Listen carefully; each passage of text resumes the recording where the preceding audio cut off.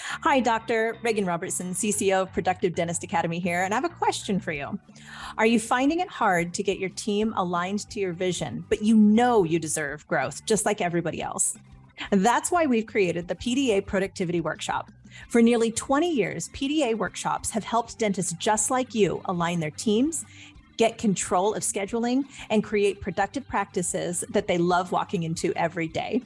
Just imagine how you will feel when you know your schedule is productive, your systems are humming, and your team is aligned to your vision. It's simple, but it's not necessarily easy. We can help.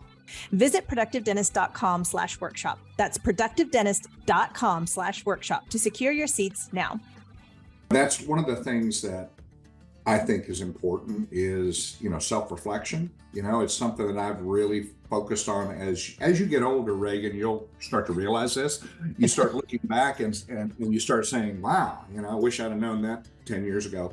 But it's not a negative. It's I wish I would have known it 10 years ago, but I do know it now. And so if I'm not quitting, if I'm not, giving up on life, then it's always good. At some point,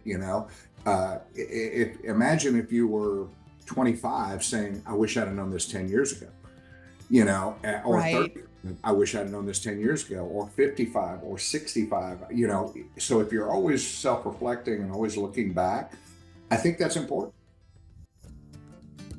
Hello, everyone. This is Dr. Bruce B. Baird, and you're listening to the Productive Dentist Podcast. In this podcast, I will give you everything that I've learned over the last 40 years in dentistry, working with thousands of dentists. I'll tell you, it's not that my way is the only way. It's just one that has worked extremely well for me, and I'd love to share that with you so you too can enjoy the choices and lifestyle that productivity allows. More time for things you love, increased pay, better team relationships, and lowered stress. Let's get into it with this week's episode of the Productive Dentist Podcast.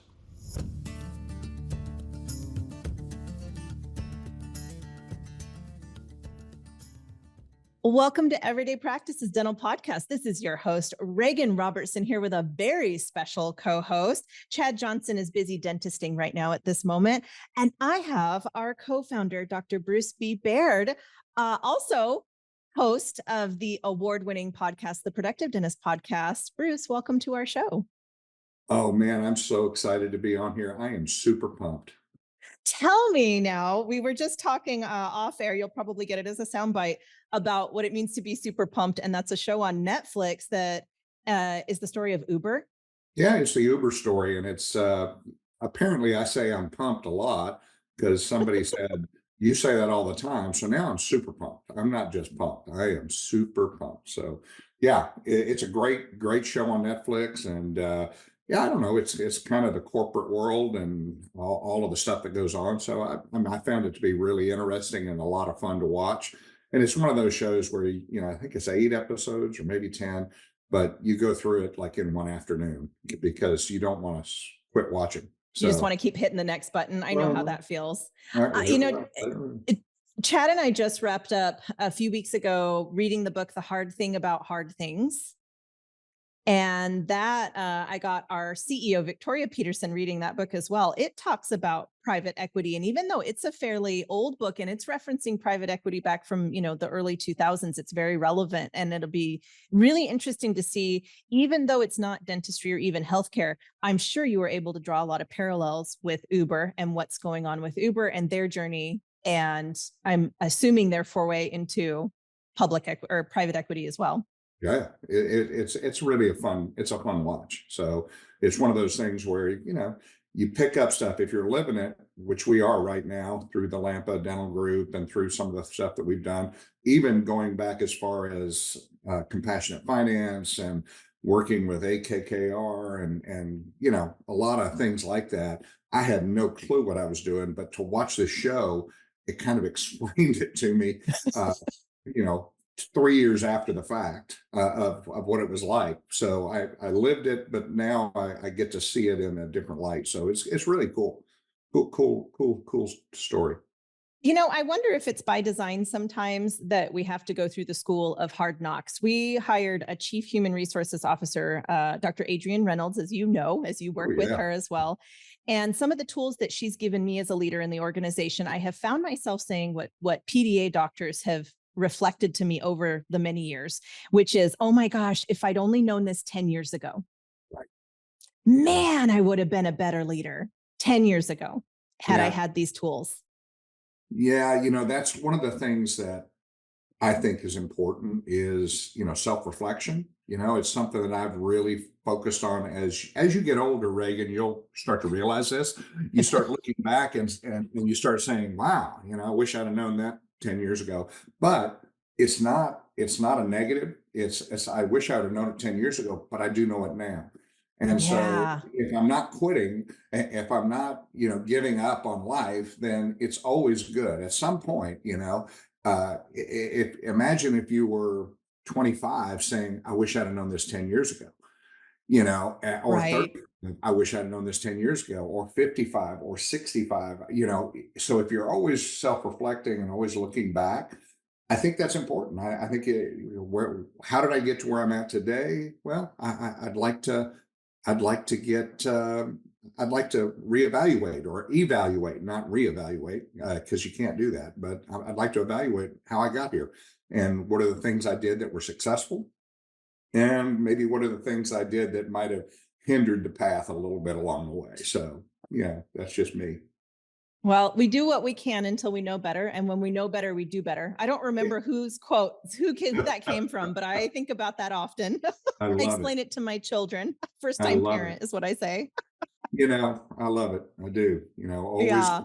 Always looking, always evaluating, what we're doing and how we did it, and could I have done it better? Because next time I do it, I'd like to be, you know, look back on the experience that I had, and I think it's important in dentistry. It's important in life. It's important across the board. So I've become, the older you get, you really start to self-reflect, and I think it's very valuable.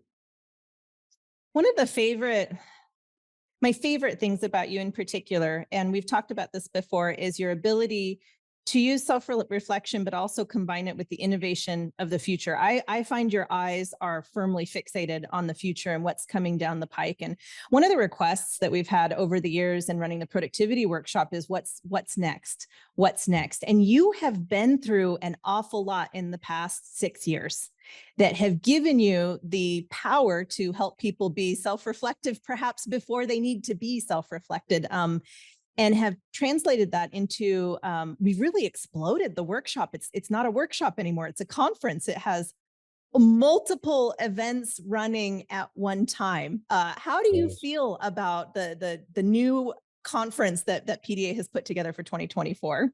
Well, I have to say I'm super pumped, because we were addressing increasing productivity through the productivity workshop.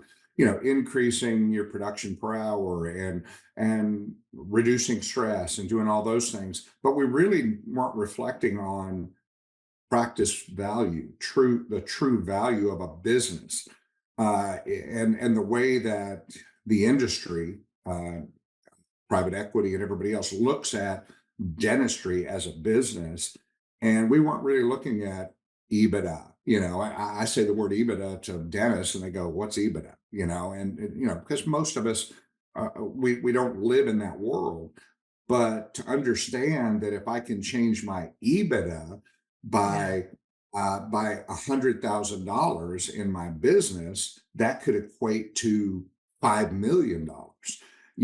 And and I never looked at it until the recent, the last 5 to 10 years. But now with investment grade practices, that's one of our conference, one of the conferences we're doing along with the productivity workshop. Because you've been through the productivity workshop, you're a unicorn, you're producing at levels that no other dentists are producing. But now you have the opportunity to actually truly understand what value means in a dental practice. And it's not the kind of chairs you have, although I like having good equipment. I like having all that technology, but it's how do I run my business and what's the value of my business if someone outside of dentistry is looking at it, and which in turn means they may pay me for that later, so increasing my true value of my business. And that's what investment grade practice, the entire program, is built to grow your value. And that's huge. You don't realize it because you don't know it, but it is huge. And focusing on something like that and growing, like I say, 100,000 could mean 5 million. And we've never thought of it that way.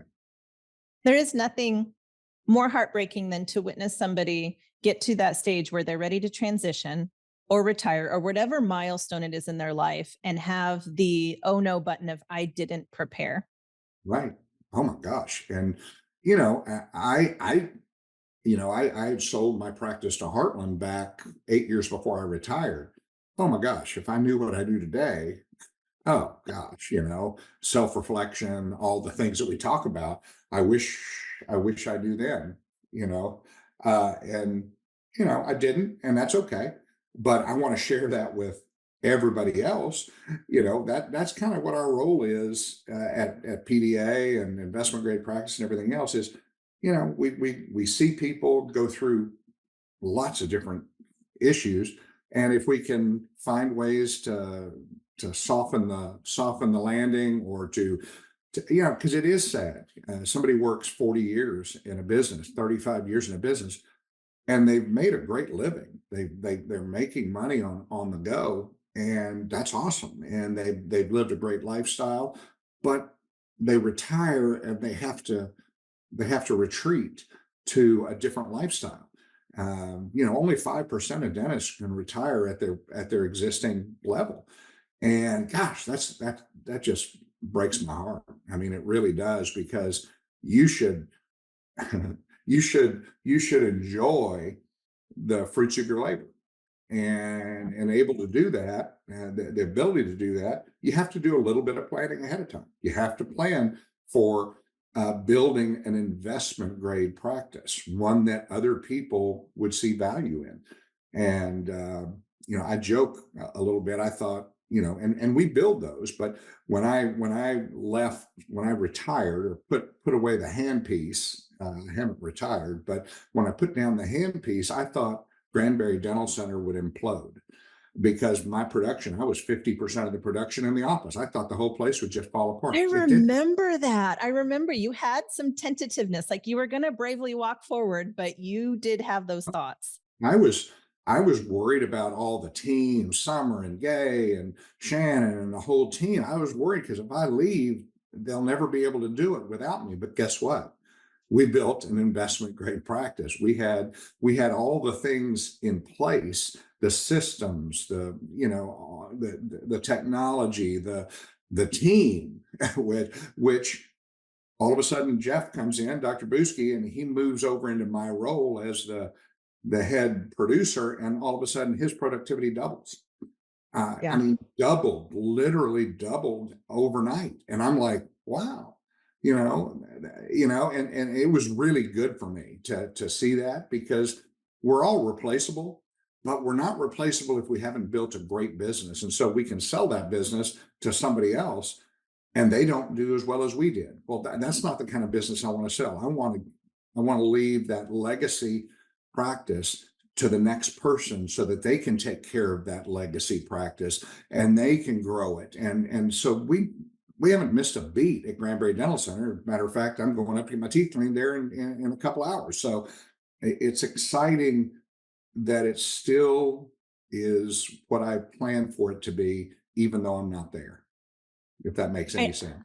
It makes all the sense. And I know that we're not on video right now, so you can't see me beaming, audience, but to hear your message, Bruce, of being the messenger and really helping people prepare so that their school of hard knocks isn't quite as hard, is incredible. And so there are new components to the PDA workshop. So right now in March, I think it's 14th to the 16th for 2024, we are going to have the productivity workshop, which has 2 new speakers that are going to be part of that package. Then we have the investment grade summit. And in order to even gain access to the workshop 2.0, if it were, you have to have gone through the productivity workshop. So you have to understand the philosophy of what it means to be productive. And that's an incredible lineup specifically for PDA clients and those that have been through the workshop. Then we have another event concurrently running called the Seller Readiness Summit. And that's if you're reaching that line and say you're, anywhere from, oh no, I have to transition soon, to maybe 5 or even 10 years out, but you want to plan and you've never been to PDA before, we've got you covered as well. So there are 3 concurrent workshops running. That's exciting. It's extremely exciting. I love how well we're going to be able to serve people regardless of where they're at in their PDA journey or their own journey in their career. Let's talk about the workshop for a minute, since that is the flagship and that's what started all of this. We have 2 doctors, and you did mention, you said you're retired, which you're really not retired, but you hung up the handpiece. Well, we have productive doctors that are there that are practicing today, and we have 2 of them that are going to be speaking, as well as yourself, Dr. Maggie Augustine. Yeah. PDA faculty member. Let's talk about her for a second and her story. We both got to hear her for the first time in September when she debuted and kicked off the event for us. Yeah. She breathes life into the program because she's dealt with issues. She's dealt with a lot, but she's come out on the other side. And those are the folks that we want to highlight. Dentistry is not easy. It's, no one said it was going to be easy. But to bring people that have come out on the other side and have always focused on taking great care of the patient, but maybe didn't understand the ideal way of going about it. Not that there is an ideal, but to find ways to make life a little bit better, to take those little bits and to stack them on top of each other and to come out on the other side with, gosh, such grace. She's a powerhouse. But Maggie is, she's somebody, when you hear her speak, you will smile and have tears rolling down your cheeks at the same time, because you realize if she can do it, I can do it. And, I know people have looked at me and go, if he can do it, I can do it.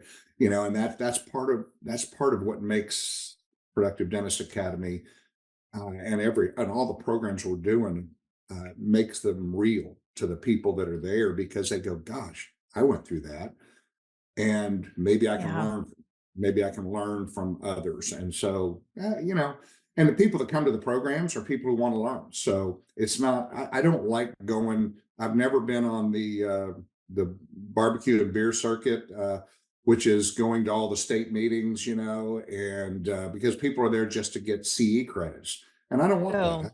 I'm not going to go lecture and talk about, my life and how the things that were good and the things that were tough. And I'm not going to go do that in front of a bunch of people who are just punching a ticket.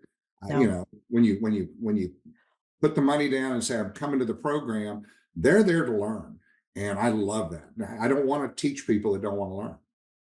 Bruce, what this reminds me of, since I've had the honor of attending other dental events, and I would definitely not disparage other dental events for bringing quality. But one of the things that's really tricky for an organization to do is to find a lineup of speakers that share the philosophy, the overall, maybe the operating system. So some of the conferences, it feels like you've got a Mac mouse plugged into a PC computer. They're not quite talking at the same thing. They're both really great individually, but maybe they don't work quite well together. And something that I just thought of, especially since I take so much every time you speak away from what you speak, just as my own as a speaker, I'm trying to learn how to be a better speaker. Both of you bring this level of authenticity that means both of you have done a lot of inner work. You both have been great at self-reflecting, and you're both looking out on the horizons with an abundance mindset and an optimism. And I think that makes a beautiful pairing between what she's doing in practice today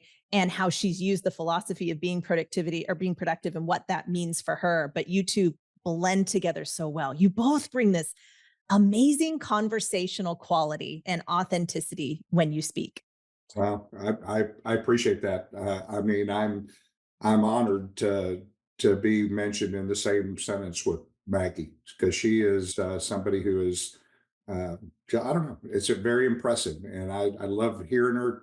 I love hearing her share her story and where she's at.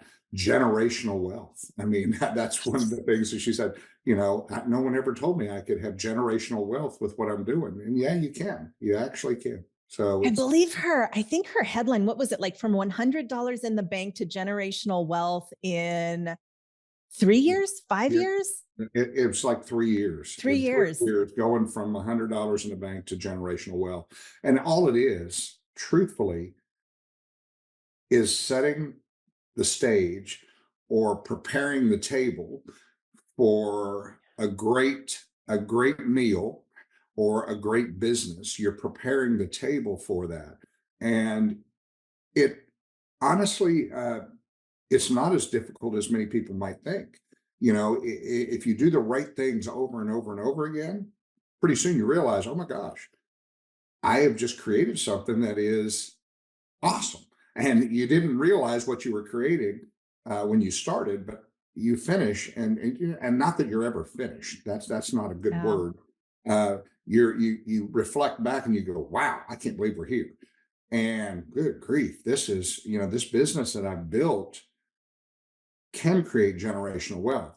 But what's more important to me than the wealth is it's created a legacy type practice that will go on even far after I'm gone. When Yeah. I'm gone, people will still be reaping the benefits of going into that practice and getting top-notch care, getting people that are on the same page, people that care more about you than the money. Because as we always say, the money always takes care of itself. When you take care of the people, the money takes care of itself. And so I don't, I've been one that's never really worried about money.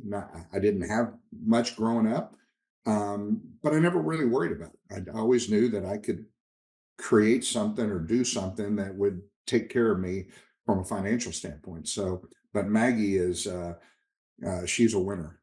I mean, I like hanging out with winners. I really do. Well, we have several more winners that are going to Oh, be we at the do. workshop alone. Dr. Jackson Bean, was he at the first or was he later on? I can't remember. He feels like he's been part of the PDA community and definitely embodies what it means to be productive. He'll be speaking as well. Yeah, yeah. Jackson's going to be talking. Jackson was at the first program. He was my associate. He was actually my student. Oh, He was my student at Baird. And he and about three other guys, and you have 130 students, and I'm mhm. a senior class. And he, at the end of every lecture that I did, he would come up front and ask questions. And he and his other buddies, and all of those guys have just far exceeded anyone's. I think they far exceeded their own expectations. But that's where a curious mind and realizing that I don't know everything. Hmm.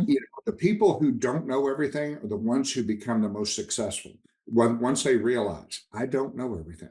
But Jackson is one who has embodied. He worked in our practice for 4 years, went and opened up his own practice in Greenville, Texas. Amazing practitioner. He was a oh my gosh, he was a productive dentist the day he got out of dental school. And you don't see that. You don't see that very often. No. But Jackson is one who really embodied that. He's a great communicator. He enjoys being around people. He can make you feel comfortable at the drop of a hat. And guess what? If you can learn to do those things, then you can be a successful dentist. Now, I also have to say he does have phenomenal margins on his crowns, and the quality of his work is amazing. Because there are some people who can communicate, and maybe they're not the best dentists in the world, but that's what Yes. backs off all of us that really love doing clinical dentistry is the guy down the street that you go, why are people lining up at his on their doorstep? Oh, Because man. they make them feel great. And Jackson's one, when he's speaking, you're going to want to listen because he's got real life experience over the last 24 years in practice. And I'm excited to hear him. I'm really excited to hear him talk because I'm going to learn something too. So I Oh, can it's guarantee. going to be amazing. I heard you say, curious learner. I think what I see across the board with doctors that really are exceptional at being productive dentists, and they care about the value of their business. They are curious learners with a grateful heart. And I Oh God, see that love in that. Jackson. He just beams when you see him in person. He does. I mean, he's a great friend, and it's just so gratifying watching his journey in dentistry. It's just been something that I'm like, wow, that I don't Yeah. know. It's something that just makes me smile ear to ear. So with Jackson, and we've got somebody else, Wade Kiefer, who's going to be there. And Wade, golly, what a story Wade is. Oh, Dr. Kiefer, Koi's course facilitator, Yes, humble as the day is long. I cannot believe that he's doing our breakout session. I know. Wade's one of those guys. He's gone through the entire course curriculum. And interesting, he was in his, gosh, I don't even know how. Everybody that I look at is younger than I think they are. But Wade is had some medical problems. He literally had a heart problem, Mm. and in the middle of his career, he has this heart problem, but he came out of that and continued his journey and learning, and continued his journey of taking great care of people. And he is, one of the great things about Wade is he kind of embodies the John Coyce. John and I have been friends for, oh gosh, I don't know, over 30 years. And John's one of those guys that I listen to every time that I hear him speak. I learn something different. He's one of the guys that knows, he knows so much about everything. I don't care if it's dentistry. I mean, he'll tell you, well, the reason these coffee beans from this part of the world is so good is because the pH in the soil is X, Y, Z. Yes, that's And I'm totally like, Wade. do you ever sleep? I mean, do you live? But Wade is that way. He evaluates things. He's extremely intelligent, and he's personable, and he's somebody who you can actually ask questions and not feel. I remember asking a question to Pete Dawson years ago. I was at Pete's course, and Pete was he was the John Coyce of his era. And I asked Pete a question, and Pete wrote the forward to my book on implants back in '91. But Pete was one of those guys. If you asked a question that was kind of a little bit, he would say, well, Bruce, if you would have read my book in chapter 3 on page 46, the answer is clearly there, but Wade is like, he's going to walk you through every step of the way. So, I'm honored to have such amazing dentists now. God, have you been paying attention to Wade's smile designs too? I've been peeking on the practice's Facebook. Your smiles, Bruce, unbelievable. It feels, you're going to laugh at me for this, but when I saw Wade's, I thought of the statues in Italy, the fine craftsmen that did them. It is so beautiful. The It smiles, is. I cannot tell that they are works of synthetic art. That they are not actual teeth. I know. Absolutely stunning. No, and he, but to get to watch him grow over the last 15 years, yeah, and that's the people we want to put in front of Yeah.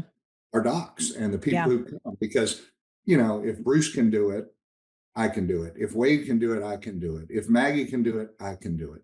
And that's the story. Now, if a person comes to the program with a belief that I already know everything and I might pick up a pearl, those aren't the ones who are productive. They're not the Yeah. ones who really take it to the next level.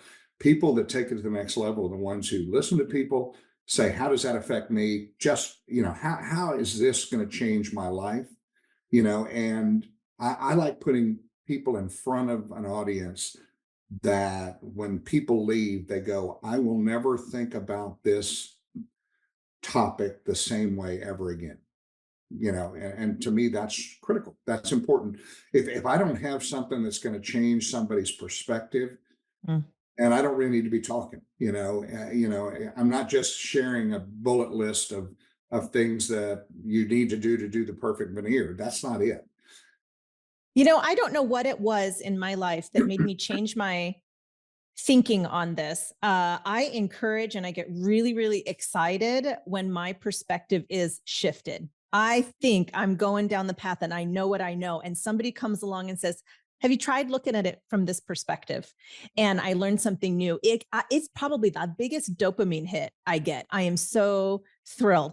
But my hack has been, in order to get me in that mindset, especially going anywhere, I'm learning anything. What problem am I solving?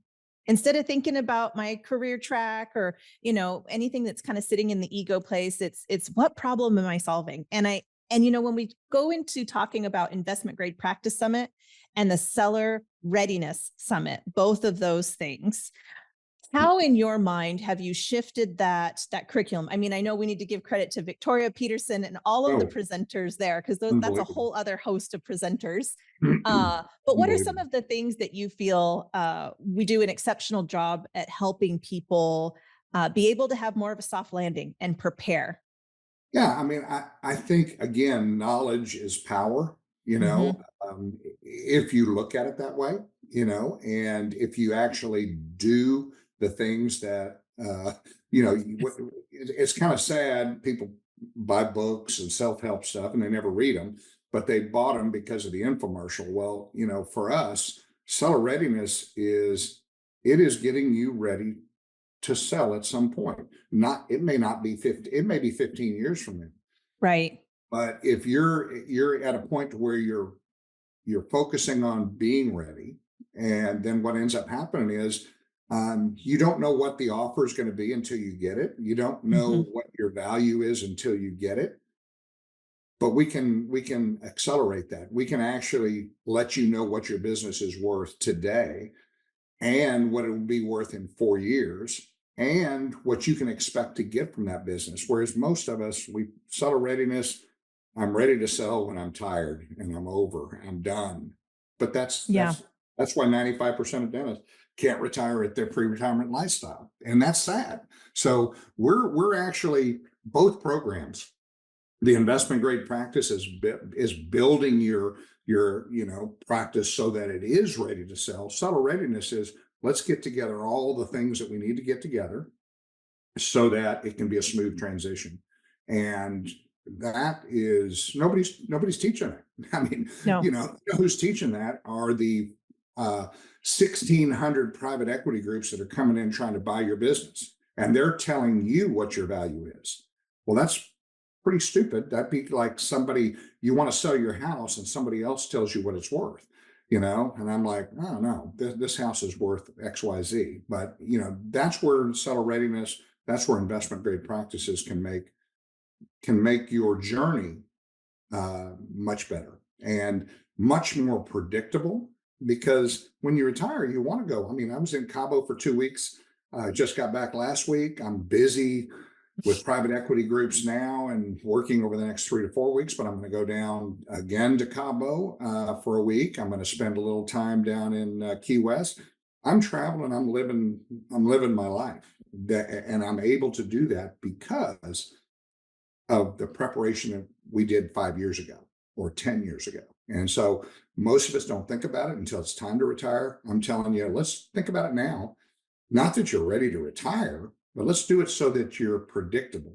Let's do it so that you know where you're headed, because there's always a lot of security in it. That made me think of, Bruce, a lot of times with people that I look up to and I aspire to, and I know this has got to be the same for you people, everybody listening right now, you've got to be on that same mindset. You always seem to me, Bruce, like you're one step ahead.